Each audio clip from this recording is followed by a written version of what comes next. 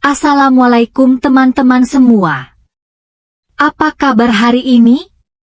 Balik lagi bareng saya di Memang Mudah Channel. Di video kali ini, saya punya satu cerita inspiratif yang jujur aja, waktu saya riset ceritanya pun saya ikutan merinding. Kisah ini bakal ngajarin kita kalau titik terendah sebenarnya adalah pondasi paling kuat untuk bangkit.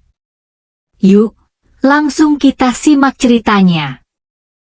Lantai marmer markas besar Nian Couture biasanya terasa mendingin di bawah sepatu stiletto Nian, namun pagi ini, dinginnya terasa menusuk hingga ke tulang. Nian berdiri terpaku di depan jendela kaca besar yang menghadap jantung kota Jakarta. Di tangannya, selembar laporan audit yang baru saja ia terima menunjukkan angka-angka merah yang mengerikan.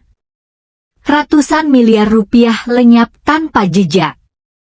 Bagaimana mungkin? Gumamnya lirih. Suaranya bergetar, memecah kesunyian ruang kantornya yang luas dan minimalis. Hanya dalam semalam, dunianya jungkir balik. Aris, partner bisnis yang selama 10 tahun ini ia percaya, pria yang bahkan ia anggap sebagai mentor dan pelindung, telah melarikan seluruh dana operasional perusahaan dan investasi para investor ke luar negeri. Tak hanya itu, Aris memasukkan tanda tangan Nian pada dokumen pinjaman ilegal yang menjadikan seluruh aset pribadi Nian, termasuk rumah dan koleksi seninya, sebagai jaminan.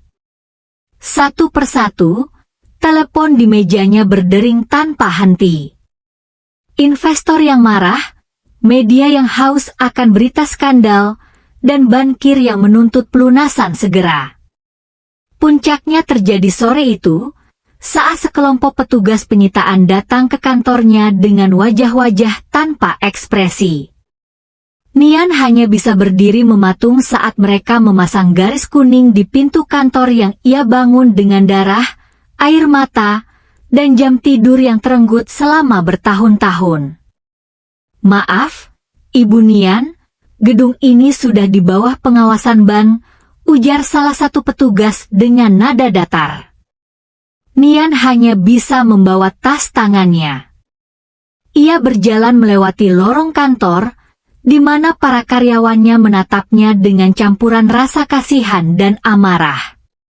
Mereka kehilangan pekerjaan, dan Nian kehilangan harga dirinya. Malam itu, Nian pulang ke apartemen mewahnya di kawasan pusat bisnis, hanya untuk menemukan bahwa unit itu pun sudah disegel. Di lobi, ia berpapasan dengan beberapa teman sosialitanya. Mereka yang biasanya berebut untuk duduk di sebelah Nian saat peragaan busana, kini melewatinya seolah ia adalah udara kosong. Beberapa bahkan berbisik sinis di balik kipas tangan mereka. Kasihannya, ternyata cuma skamer kelas kakap yang gagal. Kehancuran itu mencapai titik nadirnya saat Nian menerima telepon dari rumah sakit. Ayahnya, satu-satunya keluarga yang ia miliki, jatuh pingsan setelah mendengar berita kebangkrutan putrinya di televisi. Penyakit jantungnya kambuh hebat.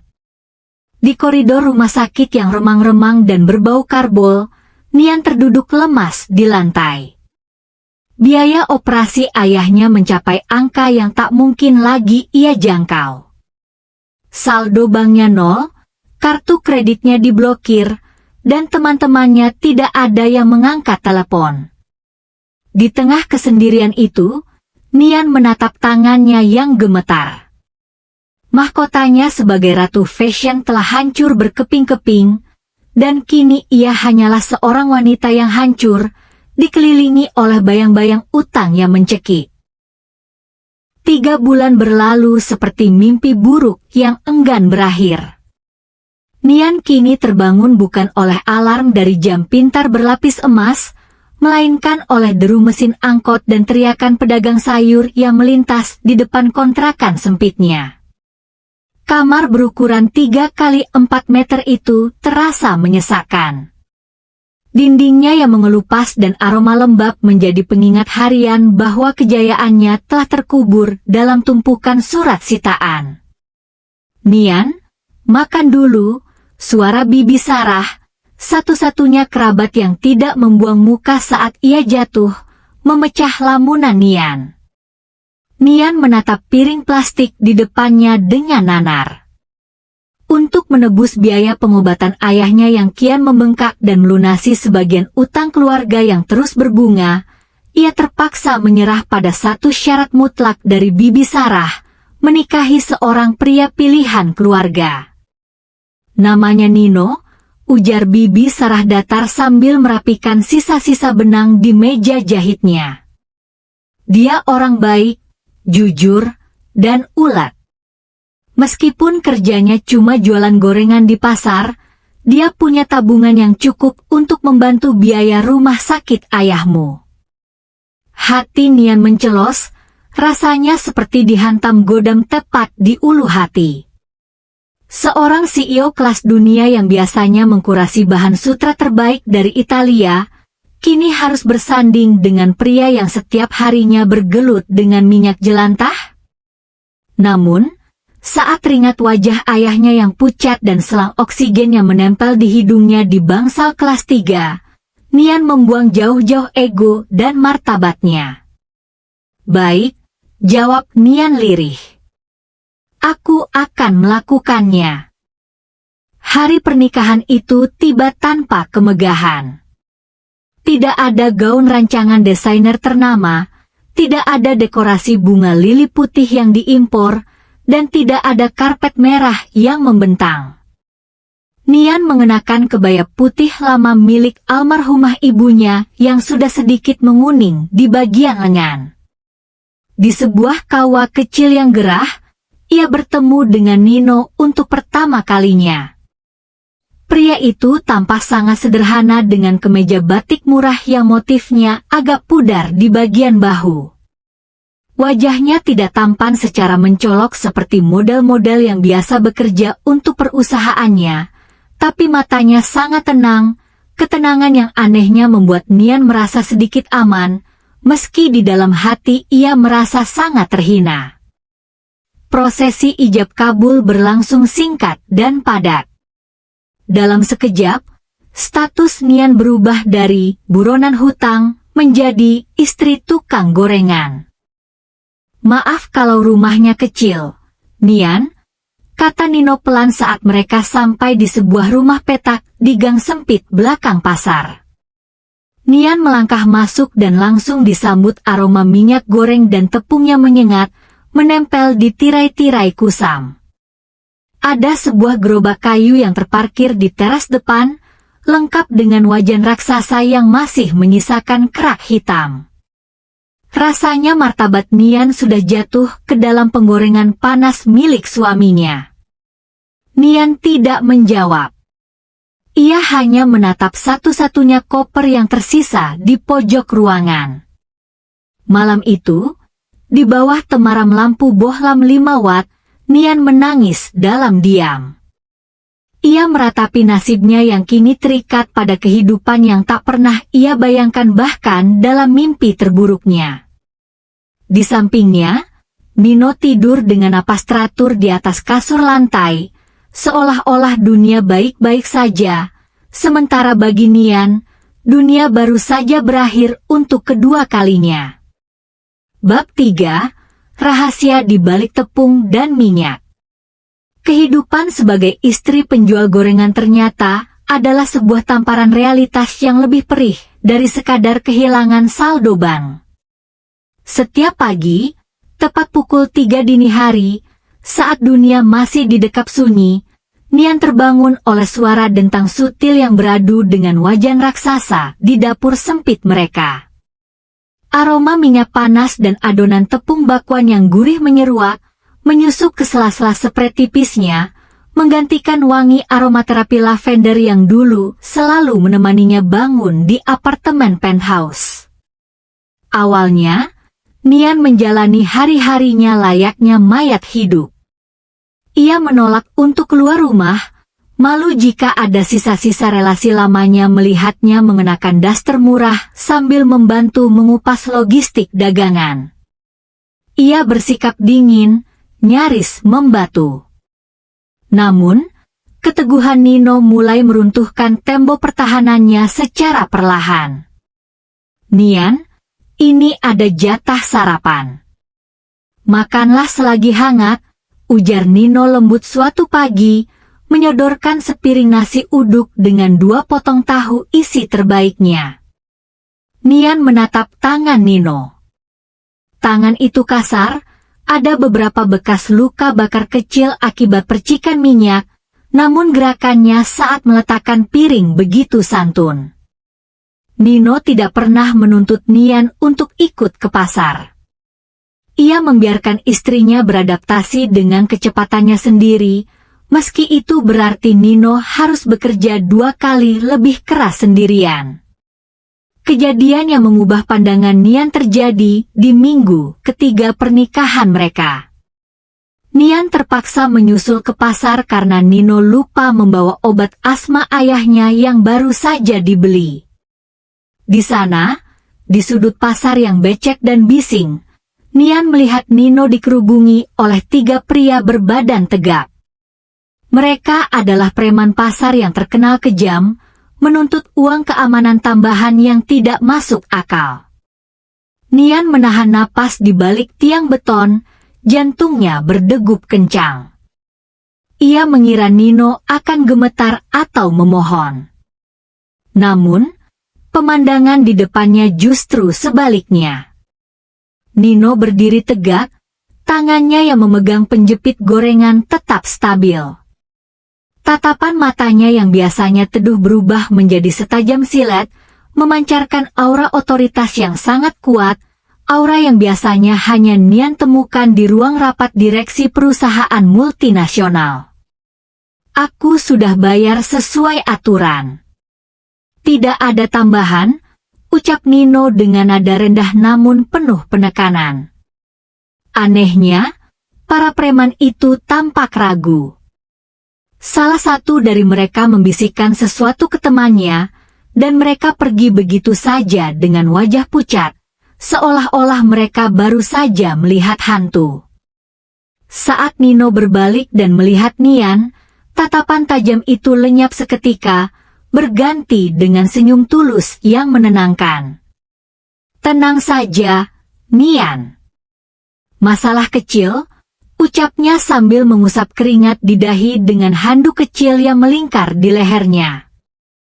Sejak saat itu, Nian mulai memperhatikan suaminya dengan lebih jeli. Ada banyak hal yang tidak masuk akal. Mengapa seorang penjual gorengan memiliki disiplin waktu yang begitu ketat layaknya seorang militer? Mengapa ia selalu tahu perkembangan ekonomi global saat membaca koran bekas pembungkus dagangannya? Kejanggalan itu mencapai puncaknya suatu malam saat hujan deras mengguyur atap seng rumah mereka. Nian yang berniat mengambil minum di dapur terhenti ketika mendengar suara Nino di balik pintu belakang. Nino sedang berbicara di telepon, bukan dengan logat pasar yang biasa ia gunakan, melainkan dengan bahasa Inggris yang sangat fasih dan diksi bisnis tingkat tinggi. Pastikan divestasi itu berjalan lancar. Jangan biarkan mereka mencium pergerakan kita di bursa saham London. Aku butuh laporan due diligence besok pagi, bisik Nino dengan nada memerintah yang dingin. Nian terpaku di kegelapan koridor. Gelas di tangannya hampir saja terlepas. Siapa sebenarnya pria yang tidur di sampingnya setiap malam ini? Mengapa seorang pria yang mampu membicarakan bursa saham London memilih untuk bergelut dengan tepung dan minyak setiap hari? Nian menyadari bahwa di balik kesederhanaan suaminya, tersimpan sebuah rahasia yang jauh lebih besar dari sekadar bisnis gorengan di pasar kumuh itu. Rasa penasaran Nian kini berubah menjadi obsesi yang membakar. Setiap kali Nino berangkat ke pasar, Nian tidak lagi sekadar termenung meratapi nasib. Ia mulai memperhatikan detail-detail kecil yang sebelumnya luput dari pandangannya. Ia menyadari bahwa sepatu lari usang yang sering dipakai Nino memiliki sol yang sangat ergonomis, jenis yang hanya dimiliki oleh merek-merek high-end khusus pelari maraton. Ia juga melihat bagaimana Nino melipat pakaiannya dengan presisi militer yang sempurna. Puncaknya terjadi pada suatu Selasa pagi yang lembab. Nino terburu-buru berangkat karena ada pesanan catering mendadak untuk acara kelurahan, dan ia meninggalkan jaket parasitnya yang biasanya selalu tersampir di bahu. Nian, yang berniat mencuci pakaian itu, merasakan sesuatu yang keras dan pipih di kantong bagian dalam yang tersembunyi. Dengan tangan gemetar, ia merogohnya. Jantungnya berdegup kencang saat jemarinya menyentuh benda plastik halus. Ia mengeluarkan sebuah kartu akses berwarna emas metalik dengan chip enkripsi mutakhir. Di bagian depannya tertulis, Platinum Akse, Hardiansyah Tower. Hardiansyah Tower, bisik Nian. Itu adalah gedung pencakar langit paling ikonik di Jakarta, pusat dari segala perputaran uang di negeri ini. Nian segera mencari ponsel tuanya yang layarnya sudah retak 1000. Dengan sisa kuota data yang terbatas, ia mengetikkan nama yang tertera di balik kartu tersebut, Nino Hardiansyah.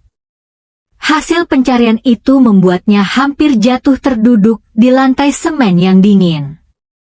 Ribuan artikel muncul. Pewaris tunggal Hardiansyah Group menghilang dari publik, tulis salah satu tajuk utama berita ekonomi setahun lalu. Foto yang terpampang di sana menunjukkan seorang pria dengan setelan jas custom-made seharga ratusan juta rupiah, berdiri di depan jet pribadi. Meskipun rambutnya di foto itu tertata rapi dan wajahnya tanpa jenggot tipis, Nian mengenali mata itu, mata tenang yang selalu menatapnya dengan lembut di rumah petak ini. Nian merasa dunianya berputar. Pria yang selama ini ia kasihani, pria yang ia anggap sebagai pelarian dari kemiskinannya, ternyata adalah pemegang tahta dari konglomerat raksasa yang asetnya sanggup membeli seluruh perusahaan fashion Nian 10 kali lipat. Malam itu, saat Nino pulang dengan bau minyak yang menyengat dan wajah yang tampak lelah, Nian tidak menyambutnya dengan piring makan. Ia berdiri di tengah ruangan, memegang kartu emas itu di antara ibu jari dan telunjuknya. Lampu bohlam di atas mereka berkedip-kedip, menciptakan bayangan yang dramatis. "Siapa kamu sebenarnya, Nino?" tanya Nian. Suaranya dingin, menuntut penjelasan. Ia melempar kartu akses itu ke atas meja kayu yang reot. Bunyi klap plastik mahal itu terdengar sangat kontras dengan kemiskinan di sekeliling mereka. Nino terdiam.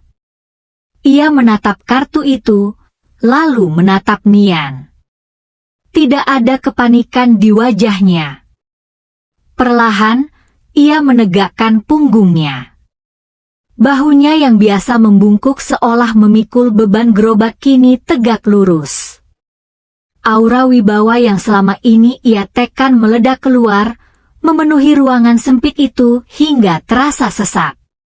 "Aku adalah pria yang menikahimu di Kawa 3 bulan lalu, Nian," jawab Nino pelan, namun suaranya kini memiliki resonansi kekuasaan yang tak bisa dibantah. "Jangan bercanda. Kamu Nino Hardiansyah, pemilik Hardiansyah Group. Kenapa kamu ada di sini? Jualan gorengan? Di gang becek ini?" Nian nyaris berteriak. Nino menarik napas panjang dan duduk di kursi plastik satu-satunya di sana. "Duniaku dipenuhi oleh orang-orang seperti Aris, Nian. Orang yang mencium tanganmu saat kamu di atas, tapi mendorongmu ke jurang saat kamu lengah. Aku butuh jeda. Aku ingin mencari seseorang yang melihatku sebagai manusia, bukan sebagai angka di bursa saham. Ia menatap Nian dalam-dalam. Dan saat aku melihatmu di rumah sakit hari itu, hancur tapi masih berjuang demi ayahmu, aku tahu, kamu adalah wanita yang punya integritas.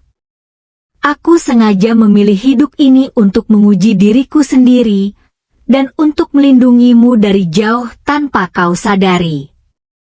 Nian terpaku. Air mata kemarahan dan kebingungan mengalir di pipinya. Pria ini bukan hanya sekadar suaminya, dia adalah pelindung rahasia yang selama ini mengawasi kejatuhannya dari tempat yang paling tidak terduga. Malam itu, hening di rumah petak mereka terasa berbeda. Bukan lagi keheningan yang menyesakkan karena kemiskinan, melainkan ketenangan sebelum badai besar melanda. Nino tidak lagi mengenakan kemeja batik pudar. Ia berdiri di depan cermin kecil yang retak, mengenakan kemeja putih popling yang diantar secara rahasia sore tadi. Waktunya pulang, Nian, ucap Nino singkat. Suaranya kini penuh otoritas, nada bicara seorang penguasa yang selama ini tertidur. Keesokan paginya, pemandangan di gang sempit belakang pasar itu mendadak menjadi tontonan warga. Sebuah iring-iringan mobil mewah, 3 unit Rolls-Royce Phantom hitam mengkilap, berhenti tepat di depan kontrakan kayu mereka. Puluhan pria bersetelan jas hitam dengan RPC turun dan membungkuk hormat saat Nino melangkah keluar dari pintu kayu yang berderit. "Selamat pagi, Tuan Muda," ucap salah satu pria paruh baya yang tampak seperti asisten pribadi senior. Nian melangkah di samping Nino, mengenakan gaun sutra berwarna salem yang anggun namun tetap menunjukkan sisi tegasnya. Sebuah kiriman khusus dari koleksi pribadi Nino yang disimpan di brankas butik ternama. Warga pasar, termasuk para preman yang dulu meremehkan Nino, hanya bisa melongo, tak berani berkedip melihat penjual gorengan, mereka kini tampak seperti pangeran dari negeri dongeng. Target pertama mereka adalah acara gala pre-launch yang diadakan oleh Aris. Si pengkhianat itu kini merasa di atas angin, merayakan keberhasilannya mengambil alih aset Nian Couture dan menggabungkannya dengan perusahaan barunya. Ia berdiri di podium sebuah hotel bintang 5, memegang segelas sampanye dengan senyum pongah yang menjijikan. Keberhasilan adalah milik mereka yang berani mengambil peluang, seru Aris di depan mikrofon, disambut tepuk tangan meriah dari para investor yang dulu adalah teman dekat Nian. Tiba-tiba, pintu aula besar itu terbuka lebar. Cahaya lampu kristal memantul pada sosok Nian yang masuk dengan dagu terangkat tinggi. Di sampingnya, Nino berjalan dengan langkah mantap, memancarkan aura kekuasaan yang membuat seluruh ruangan mendadak sunyi. Aris memucak. Gelas sampanye di tangannya bergetar. "Nian? Bagaimana bisa? Dan siapa pria itu?" Nino tidak membiarkan Aris bernapas lega. Ia melangkah maju ke depan panggung tanpa perlu diundang. "Nama saya Nino Hardiansyah.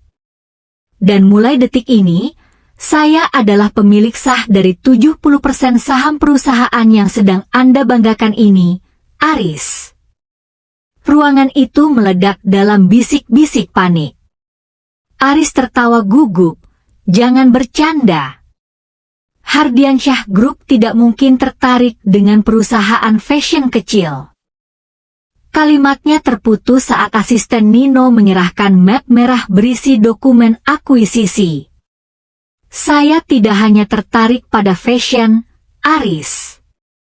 Saya tertarik pada keadilan," ucap Nino dingin. Audit forensik yang saya lakukan selama 3 bulan terakhir saat saya berjualan gorengan di pasar telah membuktikan penggelapan dana yang Anda lakukan. Semua bukti sudah berada di tangan pihak berwajib yang sekarang menunggu Anda di lobi. Nian melangkah mendekati Aris, menatap pria yang telah menghancurkan hidupnya itu tepat di mata. Dulu kau bilang aku hancur karena aku terlalu percaya pada orang. Sekarang kau hancur karena kau terlalu percaya pada uang. Dalam hitungan menit, petugas kepolisian masuk dan memborgol Aris di depan kamera media yang awalnya datang untuk meliput kesuksesannya. Para investor yang dulu membuang muka saat Nian jatuh, kini berebut mendekat, mencoba meminta maaf dan menawarkan kerja sama kembali. Namun, Nian hanya tersenyum tipis, sebuah senyum yang menunjukkan bahwa mahkotanya telah kembali, dan kali ini, ia tidak akan membiarkannya jatuh lagi. Pasca badai hukum yang menyeret Aris dan kroni-kroninya ke balik jeruji besi, Jakarta seolah tak berhenti membicarakan skandal dan kebangkitan fenomenal ini. Namun, di lantai teratas Hardiansyah Tower, suasana justru terasa tenang. Nian berdiri di depan jendela kaca raksasa, menatap pemandangan kota yang sama dengan yang ia lihat di hari kejatuhannya. Bedanya, kali ini ia tidak merasa kedinginan. Kamu melamun lagi? Suara bariton Nino memecah keheningan. Pria itu melangkah masuk, menanggalkan jas mahalnya dan menggulung lengan kemejanya, kebiasaan yang tetap terbawa sejak hari-hari mereka di pasar. Nian berbalik dan tersenyum. Aku hanya berpikir, betapa anehnya hidup ini. 6 bulan lalu aku menangis karena kehilangan segalanya, dan sekarang aku memiliki lebih dari yang pernah kubayangkan. Nian memang telah mengambil kembali kendali atas perusahaannya, yang kini berganti nama menjadi Nian Nino Heritage. Namun, ia bukan lagi CEO yang gila kerja, angkuh, dan hanya mengejar angka pertumbuhan. Pengalaman hidup di kontrakan sempit dan melihat perjuangan Nino di pasar telah mengubah cara pandangnya secara fundamental. Ia mengubah visi bisnisnya secara total. Sebagian besar keuntungan perusahaan kini dialokasikan untuk membangun yayasan pemberdayaan pengusaha mikro. Nian menciptakan program pinjaman tanpa bunga dan pelatihan desain untuk para pedagang kecil dan pengrajin tradisional. Ia ingin memastikan tidak ada lagi penjual gorengan berbakat yang tertindas oleh sistem keuangan yang kejam atau pengkhianatan mitra bisnis. Kejatuhan itu sebenarnya adalah filter, Nino, ujar Nian sambil menerima secangkir teh yang disodorkan suaminya. Ia membersihkan hidupku dari orang-orang palsu. Sekarang aku tahu siapa yang benar-benar berdiri di sampingku saat aku tidak punya apa-apa. Sore itu, mereka memutuskan untuk melakukan sesuatu yang tidak biasa bagi pasangan konglomerat. Tanpa pengawalan ketat, mereka kembali ke pasar tempat mereka pertama kali bertemu. Mobil mewah mereka diparkir cukup jauh agar tidak menarik perhatian. Mereka berjalan menyusuri gang becek yang kini sudah mulai diperbaiki berkat donasi rahasia dari Yayasan Nian. Mereka berhenti di lapak gorengan lama milik Nino, yang kini dikelola oleh seorang pemuda yatim piatu yang dulu sering dibantu Nino. Mas Nino. Mbak Nian, sapa pemuda itu dengan wajah berseri-seri. Ia segera menyodorkan 2 potong bakwan hangat yang baru saja diangkat dari penggorengan. Ini khusus untuk pelanggan pertama saya. Nian tertawa, tawa yang paling tulus dan lepas yang pernah ia miliki. Ia tidak lagi merasa jijik dengan aroma minyak atau kertas koran pembungkusnya. Ia menggigit bakwan itu dengan lahap, merasakan kehangatan yang jauh lebih mewah daripada jamuan makan malam di hotel berbintang. Masih mau makan gorengan setiap hari? Goda Nino sambil mengusap noda tepung di pipi istrinya. Hanya jika kamu yang menemaninya, jawab Nian mantap. Cerita tentang Nian bukan lagi sekadar kisah tentang balas dendam atau kekayaan yang kembali. Ini adalah tentang kelahiran kembali seorang manusia. Nian menyadari bahwa mahkota sejati tidak terbuat dari emas atau berlian, melainkan dari integritas, empati, dan cinta sejati. Di titik terendahnya, ia justru menemukan versi terbaik dari dirinya sendiri. Seorang wanita yang tidak hanya sukses memimpin perusahaan, tetapi juga sukses memimpin hatinya sendiri.